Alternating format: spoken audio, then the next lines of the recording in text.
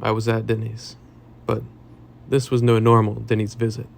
I wasn't here for coffee. I wasn't here for the waffles either. The deal was going to go down. Money for drugs. That's it. But these weren't any drugs, you see. I was born with a disability.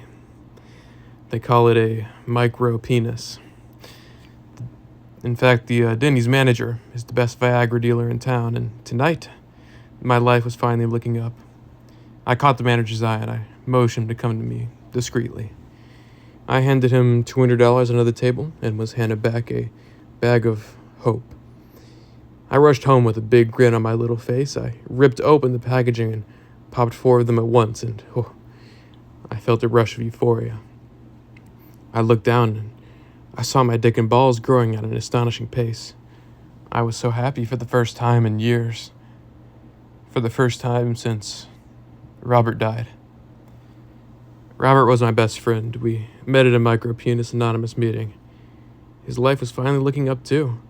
His schlong had grown 8 inches, but shortly after he passed, and he never even got to use the thing.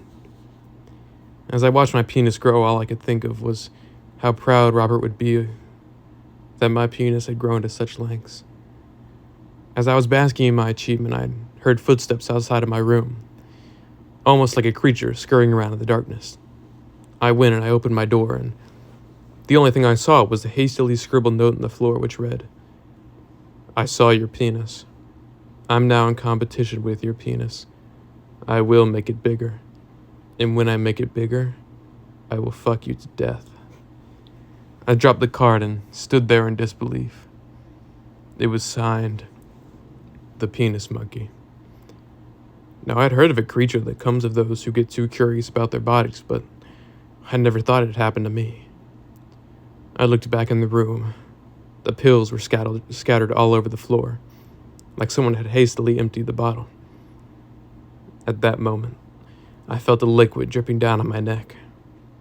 I looked up only to be met with a massive schlong, 12, maybe even 15 inches. I knew who it was. It was the Penis Monkey, and he'd made it bigger.